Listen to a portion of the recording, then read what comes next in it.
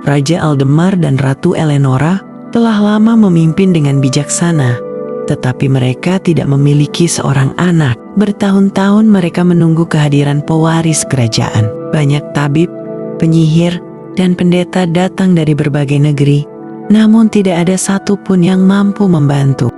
Hingga pada suatu malam ketika hujan meteor melintasi langit, seorang perempuan tua berjubah putih datang ke gerbang istana. Rambutnya panjang seperti kabut dan matanya memancarkan cahaya lembut seperti bulan purnama. Ia membawa setangkai bunga perak yang belum pernah dilihat siapapun sebelumnya.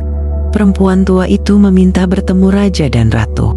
Ia memberikan bunga itu kepada Ratu Eleonora dan berkata bahwa bunga tersebut tumbuh di taman para roh penjaga dunia. Jika dirawat dengan hati yang tulus, maka harapan terbesar mereka akan terwujud.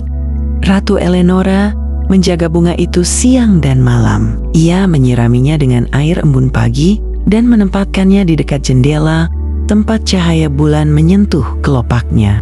3 bulan kemudian, bunga itu mekar dengan cahaya keemasan. Tidak lama setelahnya, seluruh kerajaan mendengar kabar bahagia. Sang ratu mengandung seorang putri. Seluruh rakyat bersukacita. Lonceng-lonceng istana dibunyikan selama 7 hari 7 malam. Sungai-sungai dihiasi bunga dan setiap rumah menyalakan lentera. Ketika sang putri lahir, hujan lembut turun di seluruh Aveloria. Anehnya, hujan itu memantulkan warna pelangi meskipun malam telah tiba. Bayi kecil itu memiliki mata sebening langit musim semi dan senyum yang tidak pernah hilang dari wajahnya. Ia diberi nama Putri Serafina. Sejak kecil, Serafina dikenal sebagai anak yang selalu tersenyum. Tidak peduli hujan turun, tidak peduli hari terasa dingin, senyumnya tetap menghiasi wajahnya. Dan ketika ia terjatuh saat belajar berjalan, ia hanya tertawa kecil dan bangkit kembali. Senyum sang putri membawa kehangatan bagi siapa saja yang melihatnya. Para pelayan merasa damai ketika menggendongnya. Prajurit yang pulang dari perbatasan merasa tenang ketika melihatnya melambaikan tangan dari balkon istana. Dan bunga-bunga di taman tampak lebih mekar ketika Serafina berjalan di antara mereka. Tahun demi tahun berlalu dan sang putri tumbuh menjadi gadis yang sangat cantik. Rambutnya panjang berwarna emas pucat seperti cahaya pagi. Ia gemar berjalan di taman kerajaan, berbicara dengan burung-burung kecil dan membantu rakyat secara diam-diam. Namun tidak seperti bangsawan lain, Serafina tidak menyukai pesta mewah. Ia lebih senang menyelinap keluar istana mengenakan jubah sederhana untuk melihat kehidupan rakyatnya. Ia membantu seorang pembuat roti tua membawa tepung. Ia menanam bibit bunga bersama anak-anak desa. Ia memberikan selimut kepada para pengembara saat musim dingin datang. Dan sepanjang semua itu, senyumnya tidak pernah hilang. Rakyat mulai percaya bahwa sang putri diberkati oleh cahaya langit. Tetapi jauh di balik pegunungan utara, seseorang mengamati Aveloria dengan mata penuh kebencian. Di sebuah kastel hitam yang tertutup kabut, hiduplah penyihir bernama Morven. Dahulu Morven adalah penyihir kerajaan yang sangat dihormati. Ia memiliki pengetahuan besar tentang sihir kuno dan pernah membantu kerajaan melewati masa-masa sulit. Namun seiring waktu, hatinya dipenuhi keserakahan. Ia ingin menguasai sihir kehidupan agar dapat hidup abadi. Ketika Raja Aldemar menolak eksperimen gelapnya, Morven diusir dari Aveloria. Pengusiran itu berubah menjadi dendam yang membara selama bertahun-tahun. Morven mendengar tentang Putri Serafina yang selalu tersenyum. Ia mendengar bagaimana rakyat mencintainya, bagaimana cahaya aneh muncul setiap kali sang putri berada di dekat mereka yang bersedih. Penyihir tua itu percaya bahwa sumber kekuatan Serafina berasal dari bunga perak, para roh penjaga dunia, dan ia menginginkan kekuatan itu. Pada malam ketika Serafina genap berusia 17 tahun, istana mengadakan pesta besar. Aula kerajaan dipenuhi musik harpa dan cahaya lilin. Para bangsawan dari berbagai negeri datang membawa hadiah mahal. Namun di tengah pesta, angin dingin tiba-tiba berembus. Semua lilin padam dalam sekejap. Kabut hitam memenuhi aula. Ketika cahaya kembali menyala, sebuah mawar hitam telah muncul di atas singgasana kerajaan. Semua orang ketakutan. Di balik mawar itu terdapat pesan yang tertulis dengan api biru. Ketika senyum terakhir sang putri menghilang, Aveloria akan jatuh ke dalam malam abadi. Sejak malam itu, keanehan mulai terjadi di kerajaan. Bunga-bunga di ladang perlahan layu, burung-burung berhenti bernyanyi. Kabut dingin turun setiap pagi. Rakyat mulai merasa mudah marah dan sedih tanpa alasan. Meski demikian, Serafina tetap tersenyum. Ia berjalan ke desa-desa untuk menenangkan rakyat. Ia membantu para petani memanen tanaman yang tersisa. Ia menghibur anak-anak kecil yang menangis karena ketakutan. Tetapi diam-diam ia mulai merasakan sesuatu yang aneh di dalam dirinya.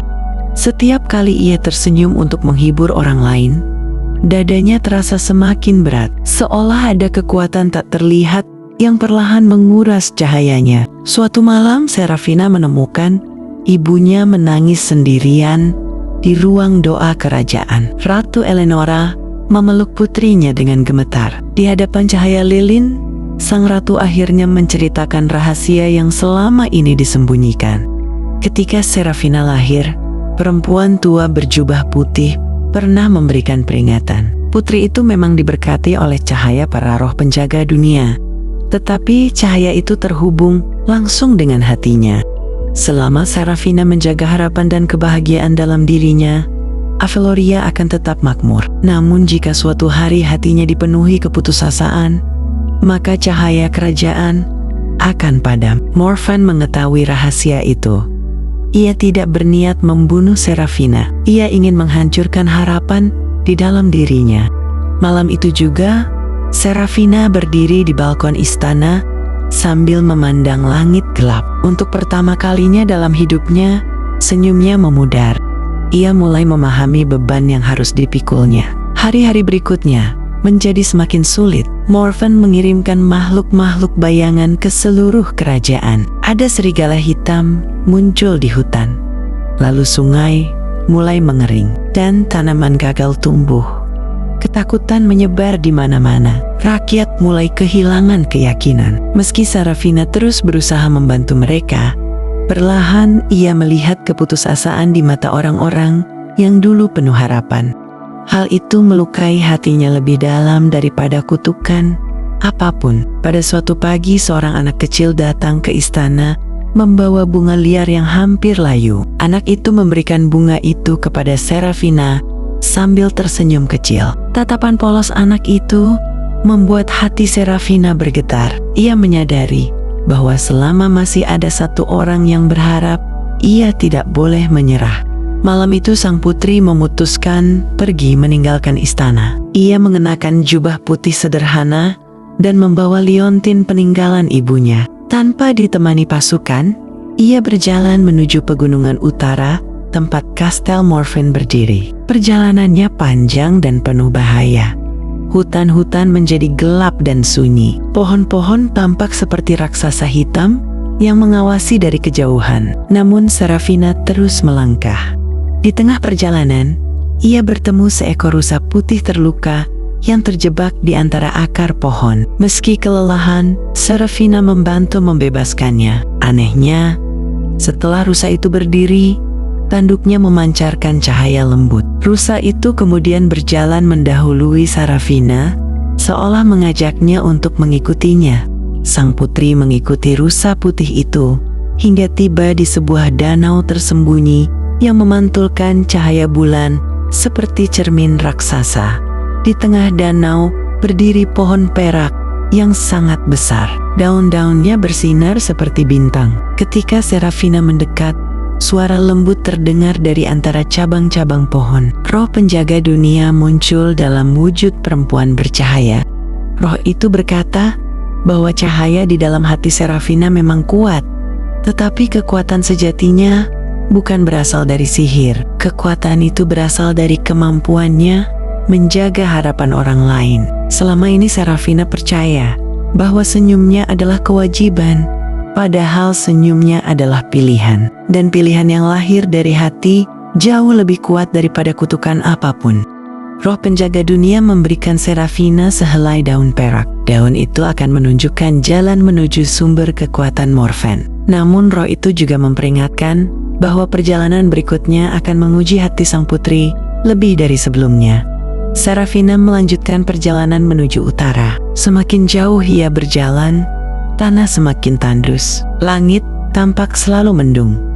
Udara dipenuhi abu hitam. Akhirnya di puncak gunung batu, berdirilah Kastel Morven. Bangunannya besar dan menyeramkan, dengan menara tajam seperti cakar raksasa. Kabut hitam mengelilinginya tanpa henti. Ketika Serafina memasuki kastel, pintu-pintu besar terbuka sendiri. Lorong-lorong panjang dipenuhi bayangan yang berbisik pelan. Bayangan itu memperlihatkan ketakutan terdalam dalam hati manusia.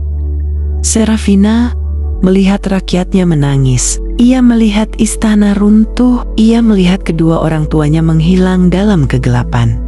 Namun, ia terus berjalan. Di aula utama kastel, Morven telah menunggu.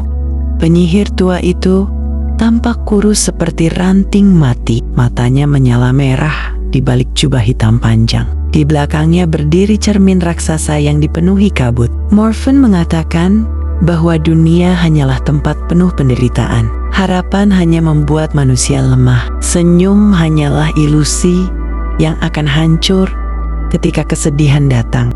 Ia menunjukkan isi cermin itu kepada Serafina. Di dalam cermin sang putri melihat masa depan yang suram. Aveloria hancur. Rakyat saling menyerang. Api membakar istana. Semua orang menangis. Pemandangan itu mengguncang hati Serafina. Untuk sesaat, ia merasa putus asa. Dan pada saat itu juga, cahaya di liontinnya mulai redup. Morven tersenyum puas. Ia mengatakan bahwa tidak ada cahaya yang dapat bertahan selamanya.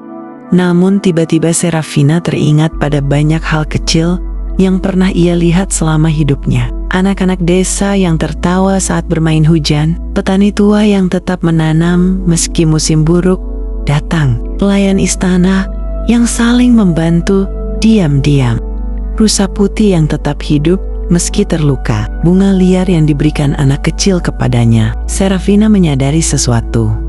Harapan bukan berarti hidup tanpa kesedihan. Harapan berarti tetap memilih berjalan meski kesedihan ada.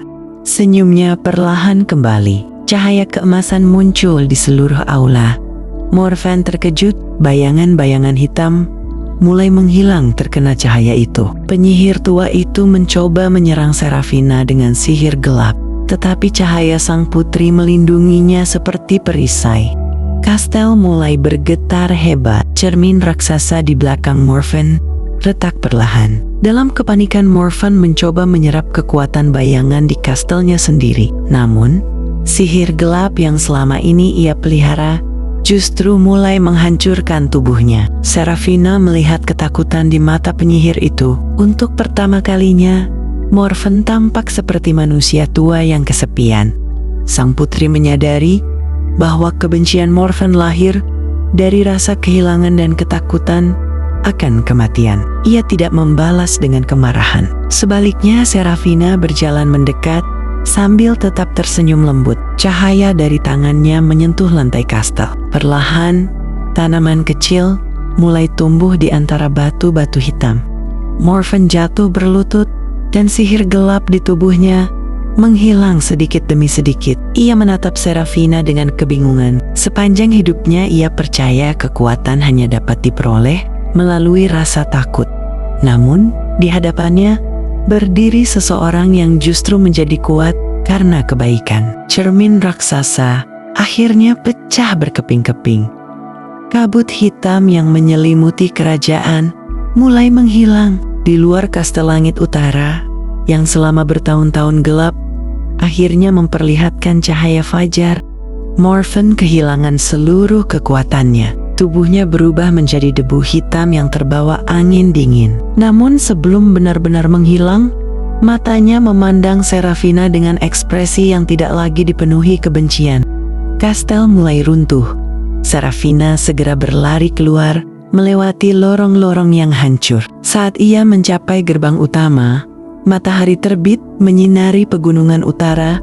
Untuk pertama kalinya setelah sekian lama, cahaya keemasan memenuhi seluruh lembah. Burung-burung kembali bernyanyi. Salju hitam mencair menjadi air jernih, dan di kejauhan, bunga-bunga mulai bermekaran.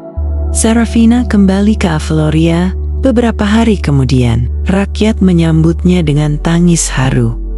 Kerajaan perlahan pulih, sungai kembali mengalir, dan ladang menghijau, serta pohon-pohon berbunga lagi.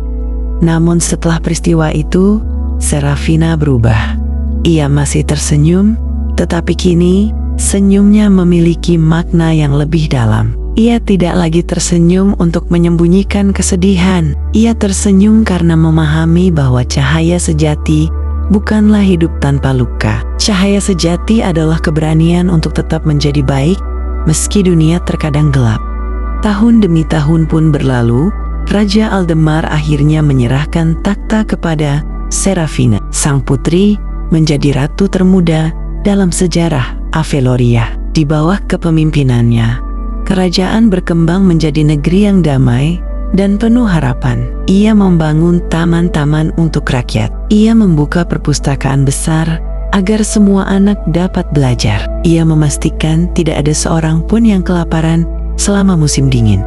Dan setiap malam, ia berjalan di antara rakyatnya tanpa mahkota, hanya mengenakan jubah putih sederhana. Semua orang mengenalnya bukan hanya sebagai ratu, mereka mengenalnya sebagai cahaya kerajaan. Banyak negeri datang untuk melihat keajaiban Aveloria. Mereka bertanya mengapa rakyat kerajaan itu tampak begitu damai.